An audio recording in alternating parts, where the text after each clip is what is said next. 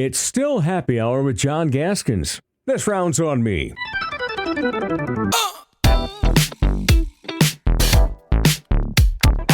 It's coming. It's that time of the year where people like me, Cordell, and a lot of people become soccer fans for 5 weeks, every 4 years. It's kind of like the Olympics. The World Cup starts on Friday. All we know for the American team is there's 3 guaranteed games in group play. Friday at 8 o'clock against Paraguay. The next Friday, the 19th, in Seattle against Australia. And then Turkey, whatever, whoever's asking you to call it. The Thursday after that, the 25th. And I know I'm not the only one who, when World Cup soccer rolls around, who goes, where's the party? Where is the party? I don't want to watch this at home. I want to watch it with a bunch of other posers like me who are just looking for a good party. That's my favorite part. I'm not going to lie about World Cup soccer. You're not the only one. The answer, if you want to talk about official parties, is here at kRav'N, 69th and Louise in Sioux Falls. And here he is, our old friend Jackson Rentschler. Good to see you again. Welcome. Yeah, it's good to be back. Thank you. Yeah. Thank you. Yeah. And bartending here at kRav'N. And Clint Krahn is the president of the American Outlaws, which is a national organization, right? American Outlaws Sioux Falls chapter. Thank you very much. Go. Yes. Don't want to give me too much credit.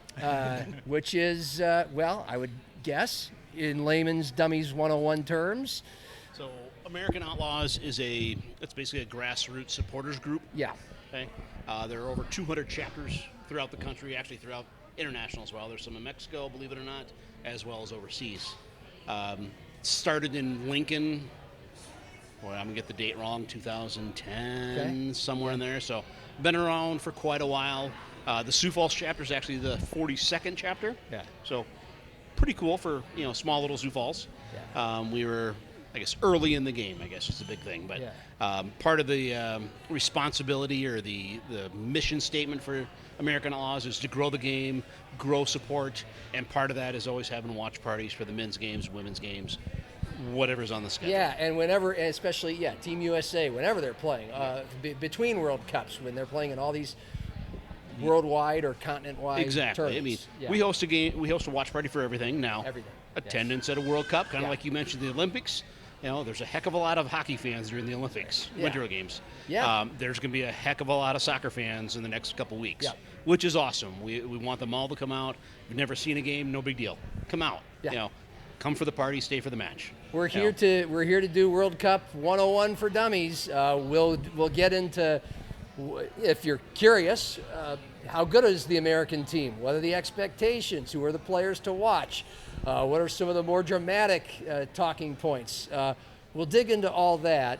And so, again, your answer is the new home for these World Cup watch parties is at kRav'N. And you guys have really grown this. I mean, both of you have obviously been around for these watch parties for the last, few World Cups. Yes. And, I mean, in 2022, which oddly was in November, I recall Black Friday, I mean, we're talking overflows of people, indoors, outdoors.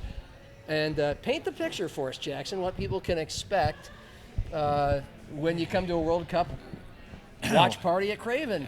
It's the closest I could describe it is going to a big college football game, the tailgate. You get people, like you said, that have no idea what soccer is, but they want to throw on red, white, and blue, chant USA, and have a couple beers with friends. And just the atmosphere is fun. You don't find it, we've talked about this before, it's the only time, other than the Olympics and stuff like that, where you get 99% of the bar cheering on the exact same team. Yes. You don't have the 50-50 split. So it really adds to the excitement of that. The goal, if we score, hopefully we score a lot. When that happens, there's no way to describe it. It's just everyone's cheering, going nuts. And, we haven't played since 2014 in the World Cup. So this has been a long time coming. So what was 2022? Probably women's. Oh, that was women's. And it was packed for women's. Right. I mean, the women they're good. So we have a lot more to cheer for on that. But I think you just made my point. I forgot men's, women's. It was just Team USA in the World Cup, and there's an overflow crowd at the Giant Sports Bar that you were at for many years. Yep. and the camaraderie was off the charts. And I recall, I think there was a Saturday morning match, which we don't have, at least for now. The earliest we're going to have is 2 o'clock for match 2, Friday the 19th against Australia. Are we playing Australia? Yep. Yeah. But I mean, there was an 8 a.m. match, 9 a.m., and boy, you had to be there. Yeah, I remember we opened the doors, I think, at like 7, and for the first 15 minutes, there's no one, and I was getting a little bit of grief for it, and then next thing you knew, it was wall to wall. It was fun. It was a lot of fun. We going to have a big video board outside? We got the big screen coming in the parking lot. We got fire pits, so bring your own lawn chairs. If you want to sit out there, there'll be a section roped off with a beer garden. And then inside, outside, every TV, surround sound will be USA Soccer. Yeah. Okay. Clint, how every time the World Cup, especially the Men's World Cup, comes around, it's an opportunity to have a conversation about the growth of the game and how important Team USA's success is to the growth of the game. We can get into that. But I don't know if watch parties are a great barometer for the popularity of the sport and if it's growing. But what have you noticed, every World Cup after World Cup or Olympics after Olympics, whenever there's these Team USA watch parties, can you give us an idea of kind of where things were X number of years ago to now? Well, I mean, I definitely think it grows every World Cup. There's more people that are aware. We'll see little kids in here that, they see the passion, they see the game, they see what's possible, okay? I grew up in Sioux Falls. I played soccer as a kid, okay? Never anything super competitive, but, you played on your Saturday and that was pretty much it. You were done. You had your practice, but it wasn't monster tournaments, okay? And just looking at me in Sioux Falls as a whole, some of the huge tournaments they host here now, okay? More and more kids involved in soccer, I remember growing up, said, I play soccer. Okay, all right, whatever, you play soccer.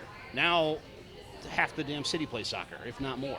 Okay, but yes, the growth is, I don't know if I'd say grassroots. Okay, but I mean, it all starts here. We get them to the games. They start seeing what's possible. They start seeing the passion.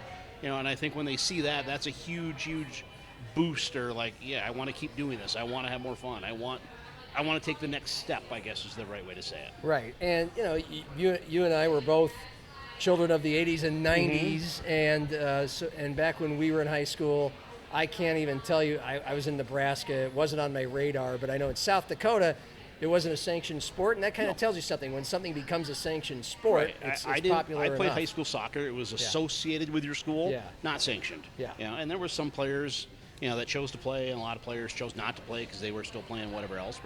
But yeah, it was a long battle. And what year it was sanctioned in South Dakota, I don't know. But I know it was a long uphill battle to finally get it recognized, I guess is the right way. Yeah. But yes, it's huge. Well, and then there's been such a population boom in the city the last 20, 30, 40 years. And obviously a lot of it is coming from the outside. That includes other countries. I mean, when you talk about the world's game, how much have you seen of that as well? As soccer is a chance for people to come together on a field, and then sometimes when this comes around, exactly. I mean, we see, just thinking from watch party perspective. Yeah. We've definitely seen fans from other countries come here. Okay, and I want to say we had some Ghanaian fans that kept showing up to games. Yeah. They were awesome. They loved watching the games with us. They had the passion. Yes, they're not 100%, cheering for Team USA when the game was on and they weren't playing Ghana. They were really excited about USA, but flip it around. But they came, they shared the passion. They recognized, all right, these guys are soccer fans like we grew up with. They're not just, I guess there for the beer or there for the game too. Yeah. So you're a dyed-in-the-wool soccer fan. You played it from an early age, and you're passionate enough to the point to kind of start a movement in Sioux Falls for people to gather together and watch a bunch of international soccer competition. I'm curious with Jackson, where you've been living in sports bars your whole life. NFL Sundays, March Madness, Thursdays and Fridays. So from your eyes, first of all, your own personal interest level in soccer and how it has grown, and what you've seen throughout the years, just from a bar perspective. Yeah, bar-wise, kind of to piggyback on him, I think 2011 we had watch parties, and we weren't affiliated with American Outlaws at the time, and we probably had 50 people, and that was exciting. A lot of them were casual fans that just wanted to drink beer, and now, on even friendly games, you have 50 people show up with kids and families that come to watch the games, and just seeing the growth of that. And then to kind of piggyback on also, how I know that soccer's kind of a staple now. You walk into Shields now, right when you walk in, World Cup. Yeah. You never, I think the last World Cup, you had to order a jersey online, and you were hoping to get it in time. I think they probably made it when you bought it. But now they have a whole section dedicated to that, and that's, I think, says a lot about the sport and the growth. And then we both coach our kids, and what those girls and boys are doing now on the soccer field compared to when we played, it's a night and day difference. I was going to ask you about that. What do you mean by that? We played boom ball. Your fastest player would be up front. The biggest guy would be in the back. He'd kick it as far as you could run. And now these kids at 8 years old are passing and moving, and it's fun to see. Yeah, it is. I did 1 year myself when I was about 5. and I don't think I'm alone. First sport my parents put me in, just run around a little bit, be with a team, and it was chicken to feed, right? There's this one guy ahead of it was a whole pack, and it's kind of like a triangle, and one guy was at the head of it. Blob. You had to try to catch up to him. Yeah. And I guess maybe the '94 World Cup, the last time it was in the U.S.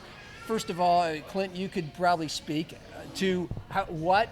You're laughing. What? Because you're the old guy. Yeah, I'm old enough to remember that. I don't think you're that much older than me. I was like 16, and I hadn't really. I had 1 year of soccer, and parents weren't soccer people. I had cousins in California. That's a whole other deal. It's a big deal out there, obviously. But soccer didn't pop up on my radar again until the '94 World Cup. I was okay. It's in America. They're filling the Rose Bowl, Soldier Field. It's the summer. You got me glued. And so I remember, obviously it was a huge deal then. But American soccer-wise, how much better has Team USA gotten? Is it about the same? Has it gone through some ups and downs? I would say it's gone some ups and downs. Yeah. We had the famous non-qualification year, which was Jackson's still laughing. Yeah, it still hurts. Yeah. That was bad. What year was that? 4 years, 5 years. Oh, 4, 18? Yeah. Last one. Yeah, last one. Okay. No, last one. 22 we were in Qatar. Yeah.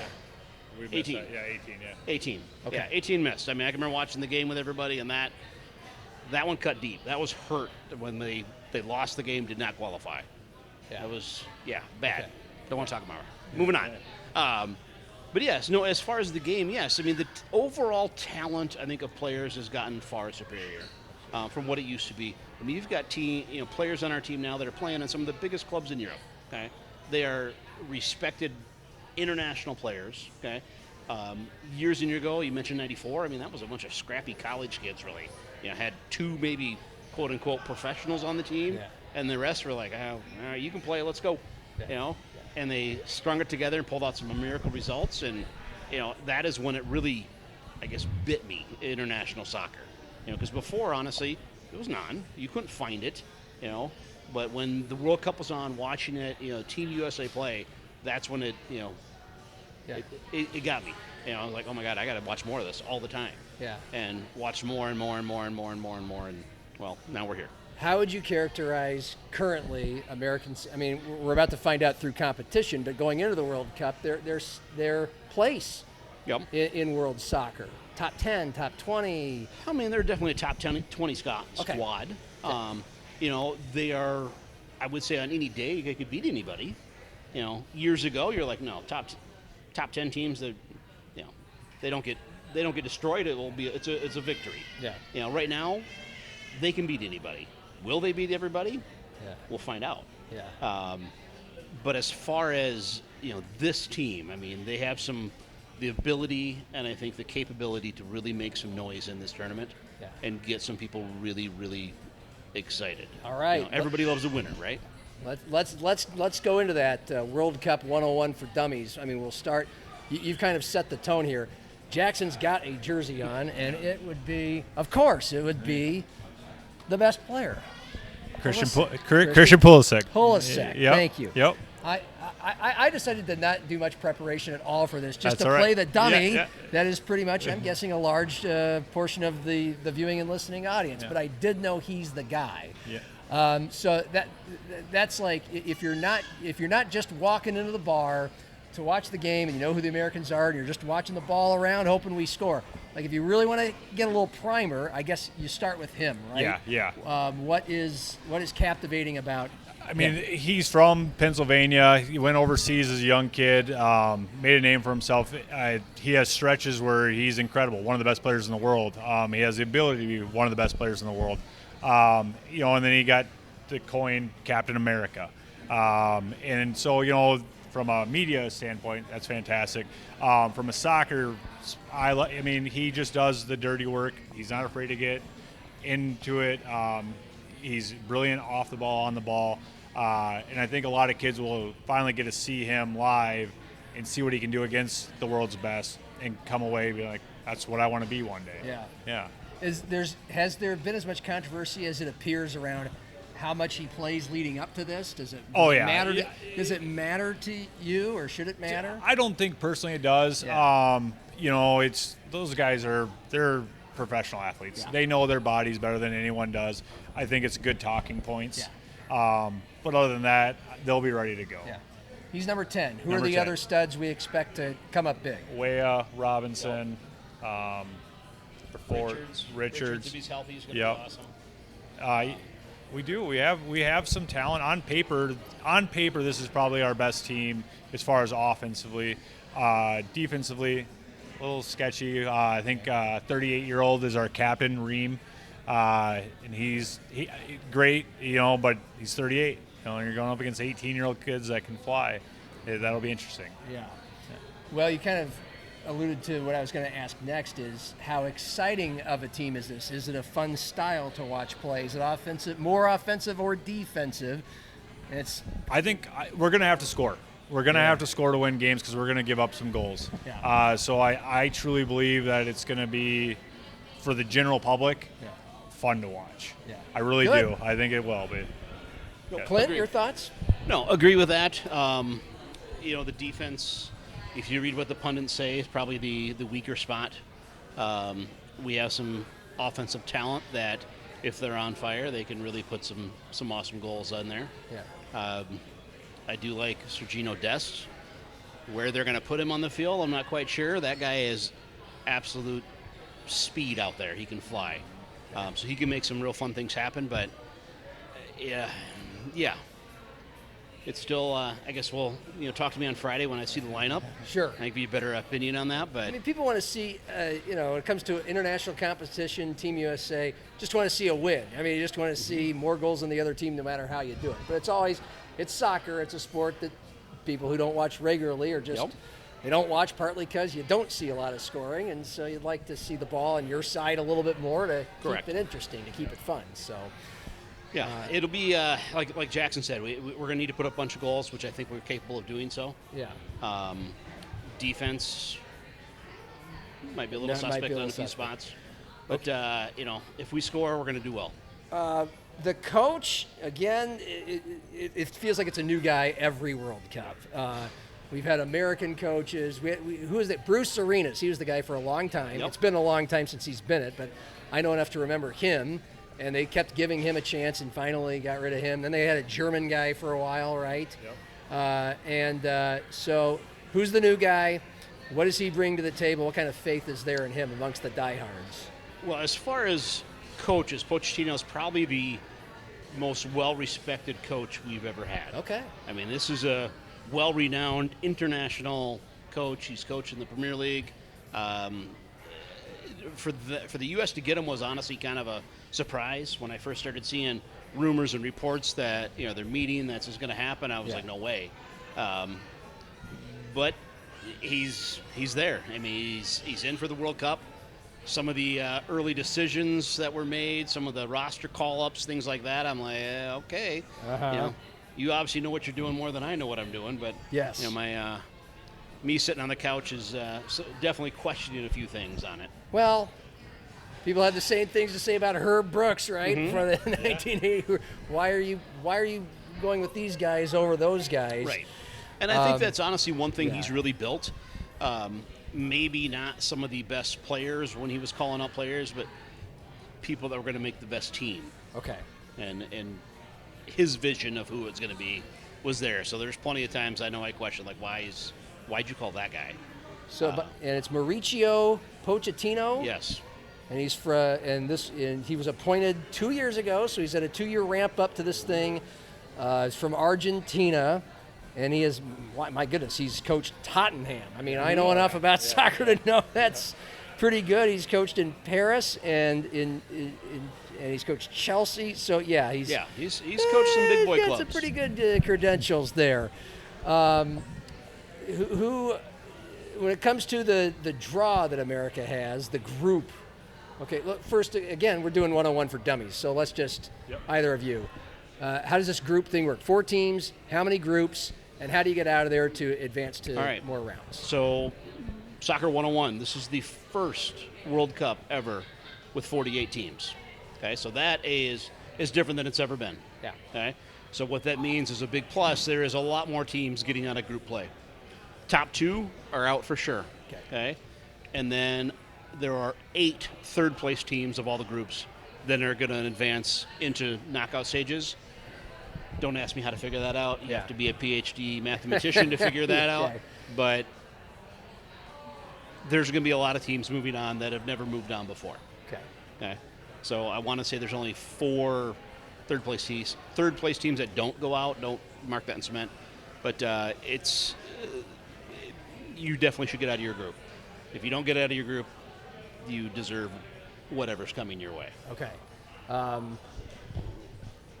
According to the odds, the USA is the favorite in this group. They are. Not by much, narrowly over Turkey, and then Paraguay is third. If you want to go numbers here, USA is -140, Turkey 175, Paraguay 400, Australia like 800. So, and you play each team in your group, and it is. And if you're looking down the road, to win the group is huge. You're going to get a third-place team in the knockouts versus if you finish second, you're going to get a first-place team. Okay? A third-place finish, God hope not, you're going to get a first-place team.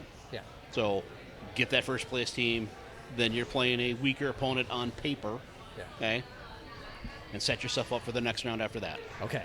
Who's the big favorite of all the teams? Of all the 48 teams in this thing? France, Spain, Argentina. France, Portugal, Spain, Argentina, the usual.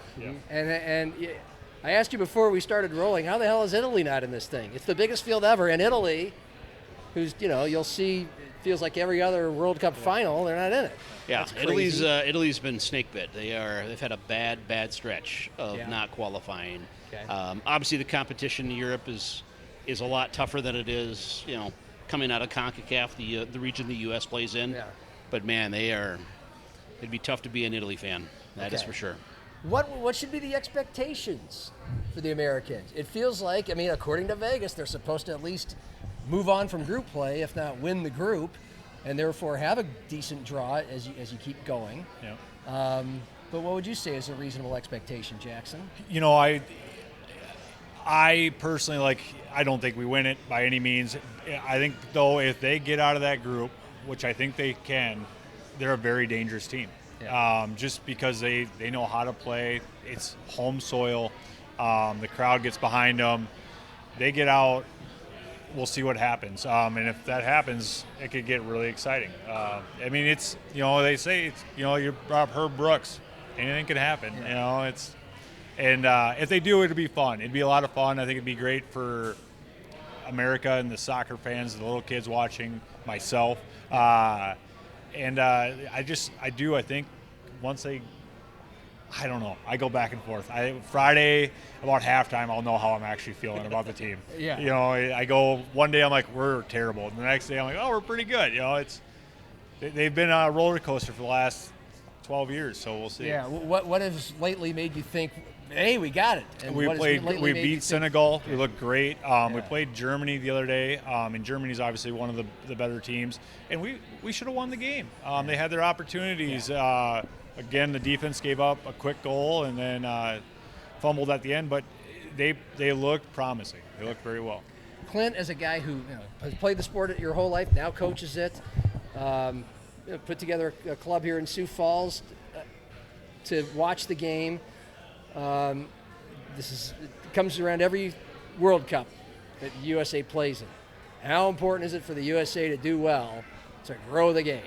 Or is there pressure for that to happen? Or should it just be something we'll sit back and enjoy and the game's going to continue to grow? Well, I mean, yes, I think the game is going to continue to grow. The grassroots effort, you're not stopping it. It's going to keep going. Yeah.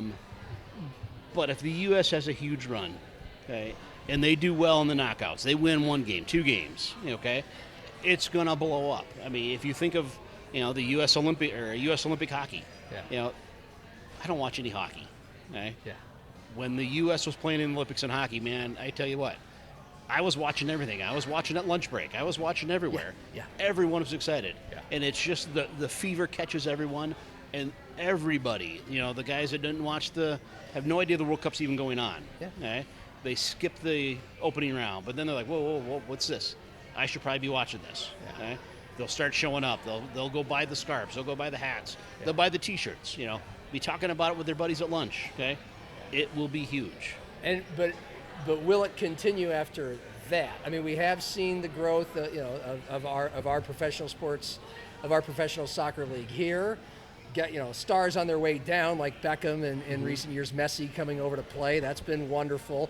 And Sioux Falls, I mean, we could bring it back home. We now have a professional ladies soccer team. Yep. That tells it we have one. I mean, and it generated some decent buzz. But you have that versus, how many of these people, like me, are just they'll come back in 4 years. Well, and is that okay? That's fine. That's awesome. I mean, if you come every 4 years, wonderful. Okay. Yeah. But part of what we do is trying to get those people that came today for the first time. Yeah. Okay. They come back, for the friendly that's against, Ecuador. They start getting more and more and more invested in it. Okay. Start growing the game, loving the game, and it's I guess it's kind of what American Outlaws is all about. Sure. Here's just a fun line from Colin Cowherd, who loves to put things into odd perspectives. He just said his prediction is we're gonna go hog wild at places like kRav'N and all over the country with these watch parties. Whenever Team USA plays, it'll be a fun 5 weeks. And then most of us will disappear and we'll come back in 4 years. And he said, that's okay. Mm-hmm. He said, I was just on a trip to Madrid for a couple of weeks with my son. I loved Madrid. It was great to get out of here. But I wanted to go home. And that's okay, too. Yeah. I don't know if that analogy makes sense. I think it does to the casual fan. I have to agree with that. Yeah. Absolutely. Yeah. Last one I have is basically what kind of temptation or did either of you have to actually go to some of these games? Because the average price for Team USA games here in America for the first time in 32 years, $1,500 to $2,000 average. And obviously, I don't think either of you are going. Yeah. You're going to be And here. It was, why not just be when here? they announced the bid that the U.S. had won the bid. It had been 8 years ago now, something like that. Yeah. I was pumped. I was like, "Oh my Lord, I'm going to go to games. I got to go to games. It's going to be awesome." Yeah. And as it started, getting closer and closer, and they started talking about tickets and whatever, I started like, "Oh, this is not good." Yeah. And then it came out, and I'm like, "You got to be kidding me!" Yeah. Like I understand I'm not sitting, field, row one. I was like, "Get me in the stadium, and I'll be happy." But, $1,500, $2,000, and like that's nuts. Yeah. Yeah. I'm starting to feel that way about a lot of sporting events in general, especially the major college and pro sporting events. Like, okay, what can I do that's the next best thing? Yep. You come here. Yep. You get together with a few dozen, maybe a couple hundred other people. Exactly. And, I can buy a lot of chicken wings and have a few beers and spend far less money than I've got going a buddy, to one game. and I'm sure. Do you have any friends that are going? I have a few that are going. Yep, especially to the Kansas City. They're playing at Arrowhead, which is neat. 5-hour drive. Algeria versus Austria. Yeah, and then there's a Denmark I think's playing there too. If you are going to that, just to be able to say you experienced a World Cup game, you have to. If you can afford it, make it happen. For those that can't, we'll have the next best experience here. Apparently, it's $380 for the nosebleeds at Arrowhead. Speaking of World Cup games in Kansas City, Jackson, you want to give them a little heads up on what we have coming? This is actually pretty neat. We teamed up with Mick Ultra, kRav'N did, and this Friday, if you come down and McUltra has a kicking game. The high score of that kicking game will qualify for the following Friday at 2 o'clock.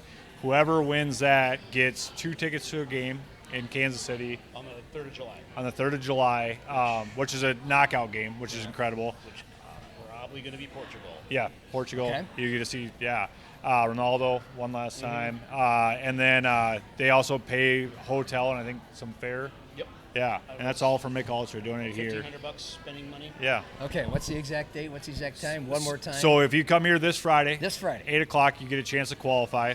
The following game Friday, starts, okay. you'll do the exact same thing. I think the top 10 highest point total people will go into a playoff or final deal in front of everyone. Yeah. Whoever wins that wins the tickets and the trip, which will be pretty neat. Yeah. Yeah. That's very cool. Yeah, yep. It was neat of kRav'N and McUltra to do that, and Beal Distributing really put that on for us. Another thing, I've talked to a lot of the people I don't know for the Soccer 101, those first 3 games, they can tie. Yeah. There's a tie. So if you're watching and you're like, why is it over? You get 1 point for a draw, 3 points for a win. How do you guys feel about that? Clint, how do you feel about the ties? It's fine. That's soccer. That's what it is. Yeah. It's group play. You can draw. Yeah. Once you get the knockouts, no more draws. Okay. You got to win. There it is. But yeah, it's one of the age-old people saying why I hate soccer, because you can tie. And the clock goes up to 90. It doesn't go down, it goes up. And then the extra time is for people that are hurt. That's what that's for. Yeah. Sorry, have we left anything on the table, proverbially, here? Anything else people should know when they come to kRav'N? Get here early. We'll have the big screen for all 3 games. Clint and the American Outlaws will be selling T-shirts. If you don't have gear, you can come here. $20 Yeah. are neat. Come here to get your gear. Yep. Cheer on the red, white, and blue. Okay. Well, I don't think I'm going to be here Friday because I'll be at the ballpark. Yep. But, man, I can't wait for the next Friday, 2 o'clock, against Australia. And, again, Thursday, the 25th, Game 3 of the guaranteed games you're getting against Turkey.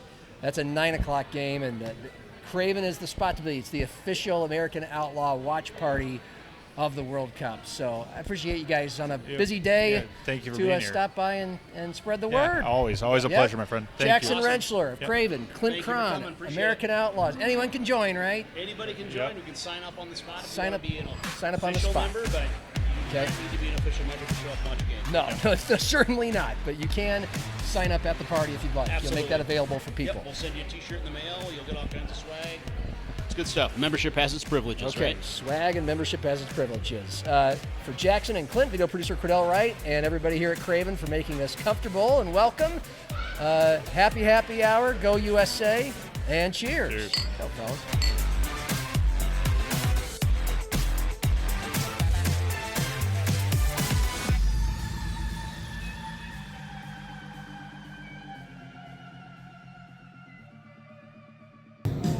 You need anything else, John?